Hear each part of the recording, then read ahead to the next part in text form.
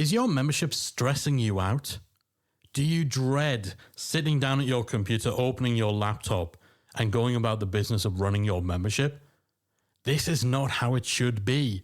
Memberships are, of all the different types of online business models, the one that should be easiest to build is stress-free business and a stress-free life around. So if you're starting to feel the burn, you're starting to feel stressed out, I want to help you. I've got some tips on how to reduce stress in your membership. You're listening to the Membership Guys podcast, bringing you proven, practical tips and advice from the leading experts on growing a successful membership business each and every week. And now, here's your host, Mike Morrison. Welcome. You're listening to episode 307 of the Membership Guys podcast. I'm your host, Mike Morrison. Thanks so much for joining me for today's show. We're talking about something so very important, and that is how you can reduce stress in your membership business. You know, I said in the opening that for me, memberships are the one type of online business model where you should be able to create a stress-free business and a stress-free life. And that is because with memberships, you get to set the terms. You get to create a business of your own design that fits with your goals for your life, that fits with the way you want to operate, that is fine-tuned in order to bring in only the type of people you would want to work with. Of all the types of businesses that we've encountered in our many years of entrepreneurship, both on and offline, memberships are the one, without doubt, where you don't have to have that pressure. You're not having to deal with crazy clients and demanding deadlines. You're not grinding out billable hours because memberships are a one-to-many business model, not one-to-one. However, we do hear stories of people coming to us just saying they're just fried. They're stressed out. It's all getting a bit too much. It's all getting on top of them. So today I want to share some tips on how you can reduce stress within your membership. First tip, you need to be realistic in your expectations. This is something that can be difficult in the online business space because you don't need to go too far in order to find some influencer, some internet marketing guru who's bragging about their big bank balance, their recent successful launch, how amazing their house is, their car is. They're showcasing all these trappings of their own success. And so it can be very easy to fall foul of a disease called comparisonitis, where you judge yourself to not be able to live up to what other people are achieving. And so you set unfair pressure on yourself to reach where those people are at. You associate success with all the trappings of someone else's success. You judge yourself on that. But you might be in a very different place right now to where the people you're comparing yourself are at in their career, in their journey. Quite often, all you're seeing when you look at other people's successes, you're seeing the headline, you're seeing perhaps year 10 of a 10-year journey. You're not seeing what it was like when they were at the same place that you are. And even if you compare yourself to someone who has been around just the same amount of time as you, who is directly comparable, it doesn't matter. You shouldn't be judging yourself against other people's expectations of success. And you certainly shouldn't allow comparing yourself to others to get you into a place where you're setting unrealistic expectations for yourself. Now, if you are starting out a new membership and you've got 100 people on your email list and you're quite new in this space, you've never really taken any steps to build some sort of online presence or anything like that, then you can't expect to launch a membership and have 10,000 members join. It just doesn't add up. You've got to look at the context. You've got to look at what you're working with. You've got to look at what's realistic. You might think that a launch of a membership site is only successful if you get 10,000 people through the door, because half of the people you follow on Instagram or Twitter or whatever, that's what they're doing, and therefore that's the benchmark, right? That's a realistic expectation. But you need to look inwards, you need to be more realistic and recognize that this is a long game. It's a marathon, not a sprint. Memberships are all about the long game. That's tip number 2. Tip number 1, be realistic in your expectations in terms of how fast you're going to grow, in terms of, how many members you're going to get relative to what are the pieces of the machine you've got, how many email subscribers you've got, how much traffic comes to your website. Like, you've got to be realistic and make sure you're not judging yourself based on what you're seeing other people do. And so that's tip 1, be realistic in your expectations. Be fair on yourself. Don't put pressure on yourself to, skyrocket your business to 8 figures from literally square one within a few months. It's not going to happen, and it doesn't need to happen, because for tip 2, memberships are a long game. They're all about the long term. It's not a race. It's not a mad dash to become as successful as possible within the next 2 or 3 months, and then, okay, you're there. You just need to stay there. Memberships are built one member at a time. It's incremental. This is the tortoise versus the hare. With a membership, you're the tortoise. You're building for the long term. You're building brick by brick by brick by brick. It's all about that consistent, steady growth rather than that huge moonshot. It's not about that. It's about the long game. So that, again, in the context of setting expectations, it's perfectly fine to have a goal that ultimately you would love a membership that has 10,000 members. But it's not a race to get there this week or on your first launch when you first open the doors to it or in your first year. 10,000 members, you can get there steady, consistent, growing bit by bit by bit by bit. The tortoise, not the hare. It's all about the long game. And when you remember that, and that's a kind of a unique thing about memberships, you remember that. You remember memberships are always evolving. That can also help you avoid perfectionism, because you don't need your membership to be perfect from day one, because memberships are a living, breathing, organic, ever-changing, ever-evolving type of product. You might want lots of bells and whistles for your membership, but you can add those over time. And actually, the fact that, unlike with a course, unlike with a book, unlike with other types of products where you have to essentially create the definitive finished article before you can sell it, with memberships, that's not the case. The membership you launch today and the membership you'll be running in 2 or 3 years' time are totally different, because member feedback will guide changes that you make. You'll have new ideas come up. You'll realize certain things don't work quite as well. You'll tweak, you'll adapt, you'll redesign, you'll reconfigure. That's the great thing about memberships. You're not creating a finished product. You're starting a journey, and you have the time, you have the freedom, you have the flexibility to adapt, to change, and to evolve over time. And so it's redundant to attempt to get everything absolutely perfect from day one, because even if you get everything perfect or what you think is perfection on day one, that picture of perfection will have changed 12 months in, because you'll have data to work with, you'll have member feedback to work with. When you embrace that, when you realize that, that can take so much pressure off. Because even if you're the world's biggest perfectionist, you kind of have to accept that you are never going to get to a perfect state with the membership. And so why even try? Why try? You don't have to finish the membership. You don't have to create what the membership's going to look like 5 years, 6 years, 10 years down the line from day one. It grows, it evolves, it adapts. It's all about the long game. So keep that in mind, both for perfectionism, avoiding perfectionism as you start the beginning of your membership journey, but also for remembering, yes, you can have big, hairy, audacious, ambitious goals. Yes, you can have this picture of what you feel will be that pinnacle, that peak of success for you with your membership. But you don't need to get there right now.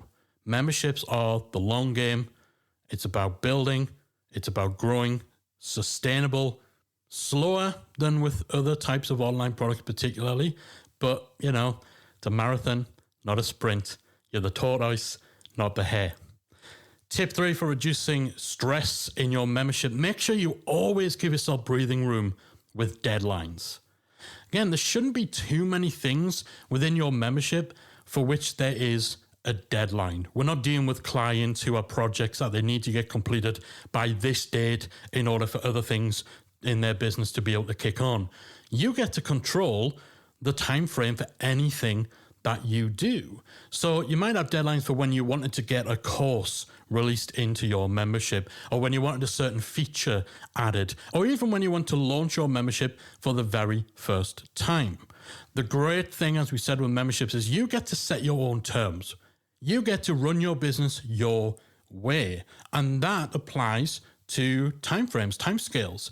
So don't overpressure yourself with being too stuck in the mud. If you've decided, right, I want to launch in March, and then something happens, or maybe you underestimated the work you needed to do, or maybe a global pandemic breaks out. It's okay to move these deadlines around, but also when setting those deadlines for yourself, almost account for the possibility that you might need to move things around. Give yourself more time than you think you're going to need. Give yourself that breathing room, because if you're rushing, if you're racing, if you're pressuring yourself to hit some arbitrary deadline where you're the one who set it, you're the one who set it, and then you're pressuring yourself, you're the one who can change it, you're not going to do your best work. And if you don't do your best work, you're not going to be happy with it. Your members won't be happy with it. It's going to add the pressure to you. You're going to feel rushed to correct things, and you'll possibly make it worse. And all of this gets caused by arbitrary deadlines. Totally arbitrary. Like, very rarely will there be something where you absolutely must 100% launch your membership this date, release this content on this date. You can give yourself the breathing room. You're in control. You set the pace. You set the terms. So don't punish yourself by painting yourself into a corner in terms of the time you allow to get certain things done. So tip 3, always give yourself breathing room with deadlines. Tip 4, again, it's that word, realistic. Be realistic with your content strategy. First of all, remember, people don't join membership sites for stuff, right? They don't join because you release the most content or you have the biggest library. And so that's the first thing to keep in mind when you're trying to decide what you're going to actually deliver to your members. Are you going to do live Q&As, guest webinars? Are you going to release workshops, downloadables, tutorials? When you're trying to figure that out, just keep in mind that it's not just about giving people stuff for the sake of having something to give them, right? Less is often more. And in fact, giving people too much content too often will lead to them getting overwhelmed, which means they're less likely to actually consume the content. They're definitely less likely to implement. So they're less likely to get results. Therefore, they're less likely to stick around. So it doesn't work in your favor to go over the top in terms of your content strategy when it comes to how often you're adding new things, how many new things you're adding, and so on. But even if you want to add a bunch of stuff in your membership regularly, you want to be realistic about your capacity to actually deliver that. Are you equipped to run a workshop every 2 weeks? Are you equipped to run a Q&A every week? Do you have enough demand for that, first of all, but do you have the time? If you already know going in, this is going to be difficult to sustain, then you don't have to put something out every week. You don't have to give people all that stuff because, again, as I said before, less is often more. And so you could be doing yourself and your members a favor if you ease back on how much you're giving them week to week, month to month in your membership.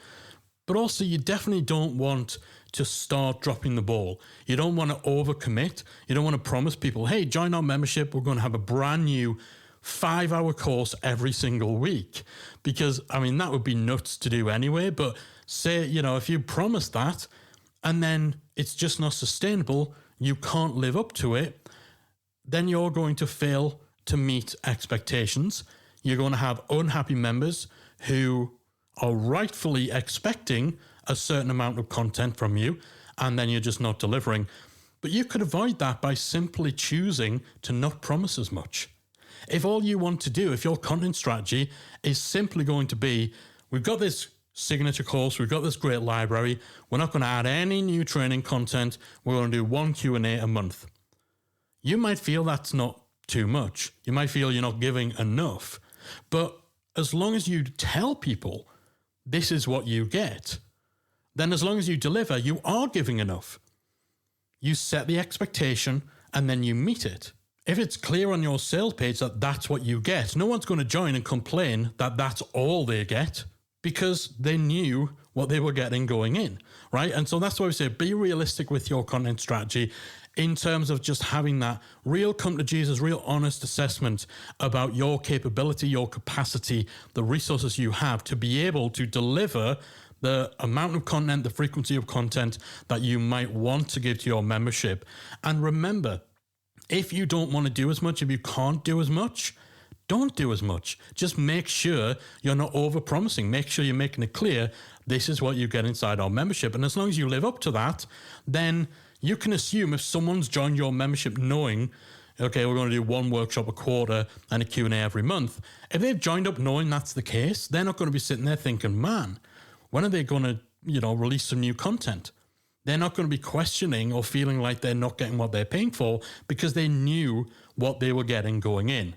Does that make sense? So tip number 4 for avoiding stress with your membership, be realistic about your content strategy. Don't overcommit. Don't overextend yourself, because if you burn out, if you get in that content treadmill, for a start, it's probably not good for members anyway if you're giving them too much. But even if they are lapping it up, if you're burning yourself out, you're going to start putting out inferior stuff. Your members are going to suffer. You're going to suffer. The membership suffers. No one wins. So quality trumps quantity anyway when it comes to your content strategy. But be realistic about what you're going to be able to get done to make sure you don't overcommit. Don't get lulled into that false idea that memberships are all about just giving more content. No one joins memberships because they give the most stuff. So don't fall into that trap and allow it to make you overcommit and overextend on your content strategy. Just be realistic about what you can get done, what you can deliver, and just ensure that you're communicating that clearly within your marketing so people know what to expect and you can easily meet those expectations. Tip number 5, start outsourcing any tasks that you're doing on a regular basis. Most membership owners, particularly those earlier on in their journey, they try to do everything themselves. My good friend Chris Ducker refers to this as superhero syndrome, where you convince yourself that everything in your business falls on you, it rests on your shoulders, and you're the only person who could possibly handle it all. But that's nonsense. You shouldn't be trying to do everything yourself because it's just not sustainable, especially as your membership grows, your member base gets bigger, there's more customer support to deal with, there's more conversations in the community, more demand on your time. So you need to start looking at what sort of repeated tasks you have in your business day to day, week to week, month to month, and start looking at whether you can outsource some of those tasks. Some of the stuff that you'll be doing is almost beneath your station, right? And that's not to downplay certain types of work. It's certainly not to say, admin work is beneath you, it's below you. But if you're the talent, right? You're the rock star. You can't be the roadie. You shouldn't be lugging your own bags, booking your flights, sorting out the logistics of the hotels and the venues. Your job, where you shine, where you make your money, your role in the business as regards, your membership, the day-to-day, is by being the rock star. You can't be the roadie. And so you need to start assembling a team, and you can start with those repeated admin tasks or the certain tech tasks or even specialist stuff that could take someone who knows their stuff, like a designer, a video editor, podcast editor, someone who is a specialist in that area might be able to do something in a quarter of the time it takes you to do it. And so it's not even just about outsourcing, lower level stuff. It's also about outsourcing the stuff that you've got no business doing anyway because it's just not your wheelhouse. If you do this, not only is it going to free up your time, but it also means a higher portion of your time is spent doing the stuff you're best at. It's spent doing the stuff you love. It's spent doing the stuff that was the very reason, the very thing that spurred you to start this membership in the first place. So if you listen to episode 186, so you can go to themembershipguys.com/186 or check out the show notes for this episode at themembershipguys.com/308, then we've got an episode all about the specific types of tasks. We've got 6 types of tasks that you should outsource to make your membership more manageable. Make sure you start doing that. It's going to take so much off your shoulders because you cannot carry your membership business alone.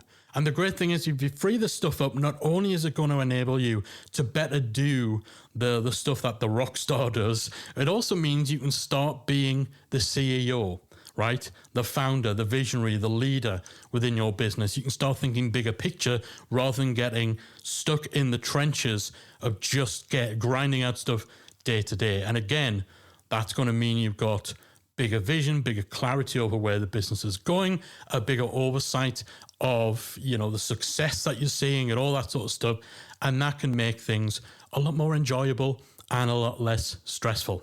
Tip 6 for reducing stress: you need to put your blinders on and run your own race. So the whole thing with horse racing, this is kind of common anecdotal stuff. I know nothing about horses or horse racing. Occasionally I'll watch the Grand National, which is a big steeplechase thing here in the UK. I know nothing about horse racing, so I look forward to getting corrected on social media about this. But if you see horses in a race, they have those little blinders, those little things next to their eyes, right? The reason, apparently, that they wear those blinders is to stop them being distracted by other horses in the race coming into their peripheral vision, because if they get distracted, they might be startled, it might knock them off course, and that obviously can cause a massive problem. As a membership owner, you need to be like that racehorse. You need those blinders on so you don't get distracted by what other people in your space are doing. I mentioned comparisonitis earlier on. Comparisonitis is a killer. It's the leading cause of stress. You need those blinders on.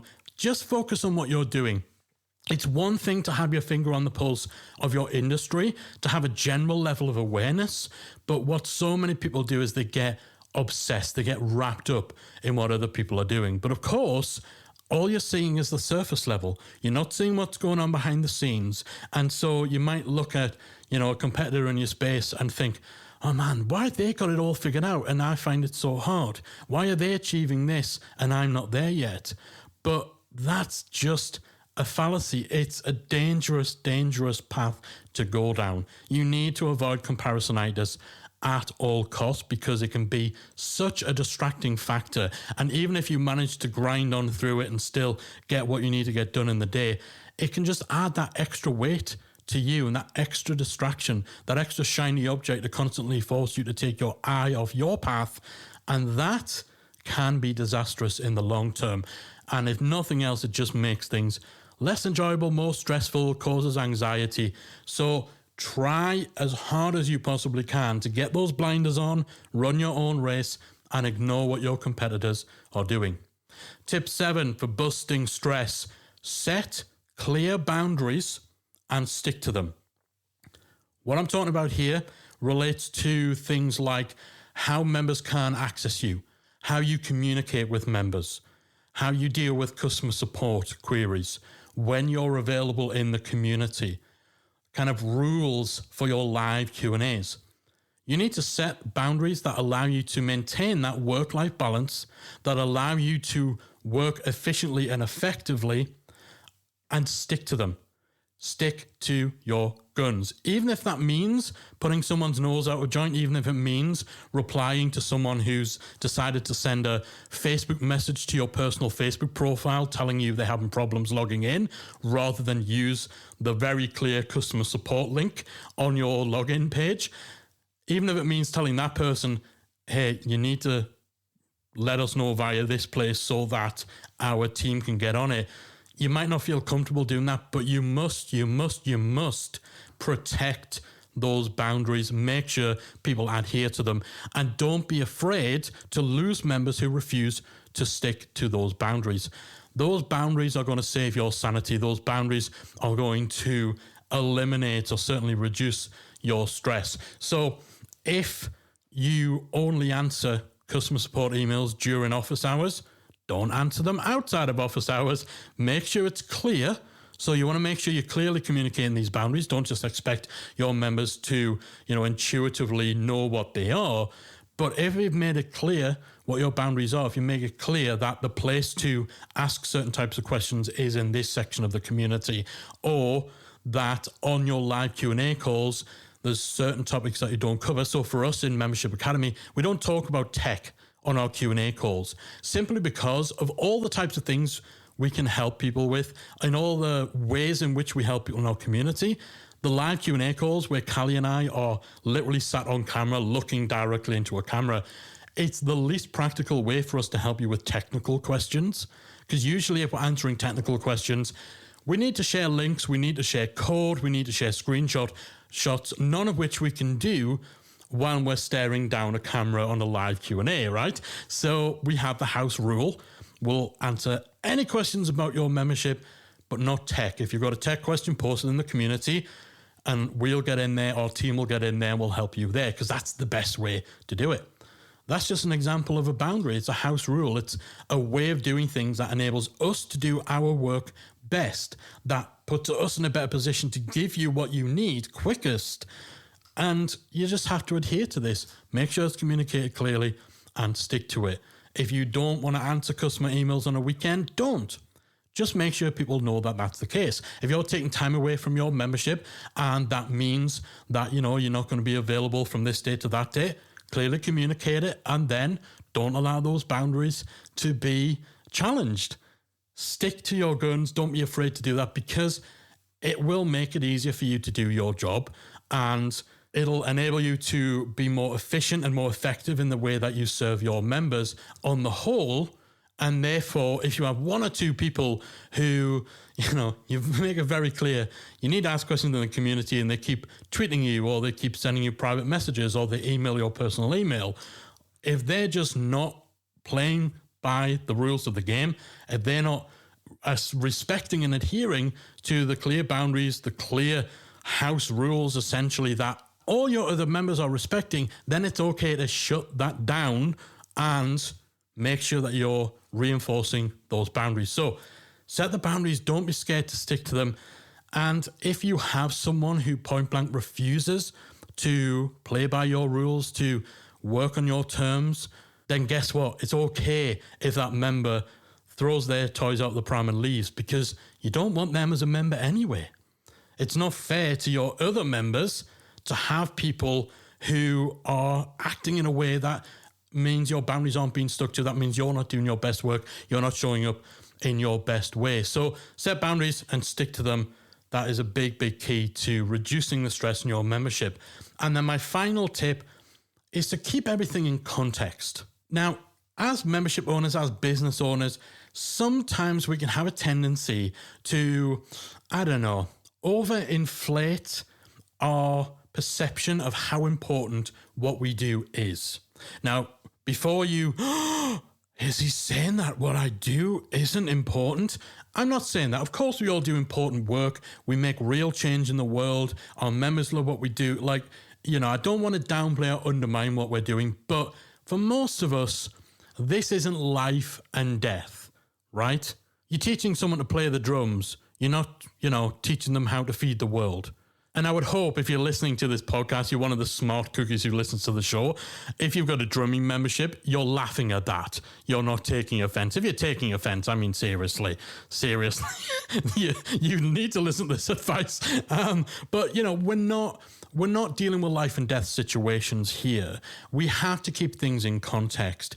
And so often I come across membership owners, and we fall foul of this sometimes ourselves, where you almost have this anxiety or fear of simple things like needing to reschedule a live call or telling members, okay, this great new workshop is going to be added into the library next week. And then something happens and then you fret about having to announce, okay, that thing that was meant to be here next week, it's actually going to be 2 weeks later. Like, so many people get anxiety over that because they think that people will be up in arms about it. They're worried about the reaction to changing a feature, delaying something, rescheduling something, not replying to something fast enough. So it's really important that we take a moment or two, anytime that we feel that stress over situations like this, to just take a breath and put things in context. And remember, this isn't life or death.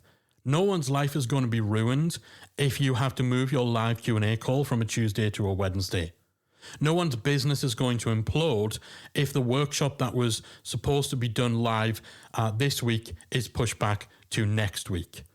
This is not life or death. We all love to think that we're changing the world. We all love to think that every single member is hanging on absolutely everything that we do and that we're the most important thing in their world, in their lives. So often, it's just not the case as much as we desire it to be. And so no one's going to go crazy if you need to reschedule things. No one's going to go crazy if you need to delay something, if you need to change a feature. And if they do, just like the members who were kicking off about you not, replying to their Facebook messages, you don't want those people. You don't want someone who's going to flip their lid and, put all this pressure on you about a decision to reschedule something by a day or two. Like, that's unhealthy for them to have that level of dependence on you when, again, it's very unlikely what you're doing is genuinely make or break, genuinely life or death. Nothing serious, nothing major is going to happen if you decide that you're just not going to check into your community on the weekend. If someone's not willing to wait for an answer, do you want them as a member? If someone's going to give you grief because you're not doing a live Q&A call this week, do you really want them as a member? It's okay to not want people in your membership who make things stressful for you. And again, we're kind of using these mythical members who, are going to kick back against stuff like this as the counterpoint. 99.9% of the times, you're not going to get people who kick up a fuss, and that's the whole point. We tend to fear this huge backlash to the most trivial and unimportant of things. And even if, you have to make a major change or do something that you've got really good reason to have anxiety will be unpopular, then again, all you can do, you explain the situation, you explain the decision, and you will find more often than not that your member base are understanding. They're so much more understanding, so much more supportive than a lot of membership owners give them credit for. But you have to keep that context. Again, this isn't life or death stuff, people. I'm sure someone will tweet me and say, well, actually, my membership is life or death, and maybe it is. But even then, you'll still find people are more supportive, understanding, or, frankly, aren't so heavily invested that they're going to lose their minds at your, Q&A starting at 6 p.m. instead of 5 p.m. Like, don't sweat this kind of thing. So 8 tips to reduce that stress in your membership business. Tip 1, be realistic in the expectations you make of yourself. Don't base your expectations on what other people are doing. Don't fall victim to comparisonitis. And again, make sure that if you're setting goals for yourself, you're actually looking at what are you working with? Is this a realistic goal based on the traffic I have, the leads I have, the resources I have? Setting unrealistic expectations and then beating yourself up for not hitting them is just self-defeating. Tip 2, remember this is a long game. You are the tortoise, you are not the hare. You don't need to, become an overnight success. There's that cliche of overnight success 10 years in the making. That's the story for most successful business people. Most successful business people don't get there overnight. It just sometimes looks like they do because you're seeing chapter 10 of their story when you're just on chapter 1 and you're fretting that you're not there yet. Remember, it's a long game. Memberships are all about that marathon. It's not a sprint. Tip 3, always give yourself breathing room with deadlines. Try to avoid deadlines in general. You know, if you're not working with clients are usually the one who set deadlines. It's usually outside forces that set deadlines. But even when it comes to setting dates for which you want to launch a membership or milestones in adding a big new feature or redesign, give yourself breathing room because, you know, you're the boss, you're running things on your terms, you get to decide the time frame, you get to set the pace. Give yourself a bit of breathing room so you're not unnecessarily pressuring yourself. Tip 4, be realistic with your content strategy. Don't fall into the trap of thinking that you just need to give them more and more and more and more, and that memberships are assessed by how much stuff they give people. That can actually be detrimental rather than beneficial. So look at how much time you got, look at what it's going to take to produce certain types of content, and be realistic about your ability to meet those expectations. It's okay to not actually deliver too much in your membership as long as you make it clear what people are getting and you set those expectations. Tip 5, make sure you start outsourcing those repeated tasks. Don't try and do everything yourself. You're not a superhero. You don't need to be. You need to free up your time to do what you do best, to drive the business, to be the talent, to be the rock star and not the roadie. Tip 6, put those blinders on, run your own race, ignore what your competitors are doing. Seriously.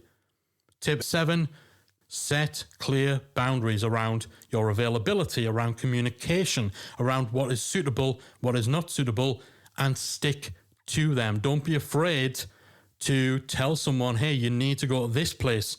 These questions need to be posted here, not, sent in a letter to my home address. And the final tip, keep everything in context. This isn't life or death. No one's going to go crazy if you have to reschedule or delay things. I know we like to think we're the most important people in our members' world, but quite often that's just not the case, and that's okay. That's not a negative. That's not a slight on you. But we just need to keep things in context so we don't overestimate how bad the backlash is going to be to a trivial change or a decision that you're worried about making. Again, not life or death. Most people won't notice. A lot of people won't care. No one's going to lose their mind. And the ones that do, you probably don't want them as members anyway. All right, I do hope that this has been useful. If you've been finding things are getting a bit much, they're getting a bit stressful, you're starting to kind of burn out, you're starting to feel the grind a little bit, I hope that some of this has at least given you permission to change the way you do things, or at the very least, it's given you a little kick up the butt to change your approach, change your mind in a way that just helps you get out from under the cloud. That can sometimes dog us as membership owners when you get into the thick of things and you allow yourself to start burning out and to get demoralized, demotivated. I really do hope that this has helped you if you start to feel the strain and the stress. That is it from me for this week. I'll be back again next week with another installment of the Membership Guys podcast. If you enjoyed this week's episode of the Membership Guys podcast, we invite you to check out membershipacademy.com. The Membership Academy is the essential resource for anyone at any stage of starting, growing, and running a membership website. Whether you're still trying to figure out what your idea is going to be, or whether your website's already up and running and you're just looking for ways to grow it and attract new members, then the Membership Academy can help you to get to the next level. With our extensive course library, step-by-step membership roadmap, exclusive member-only discount perks and tools, as well as our supportive, active community that will help you along the way with feedback, encouragement and advice, the Membership Academy is the perfect place to be for anyone looking to start, manage and grow a successful membership business. Check it out at membershipacademy.com.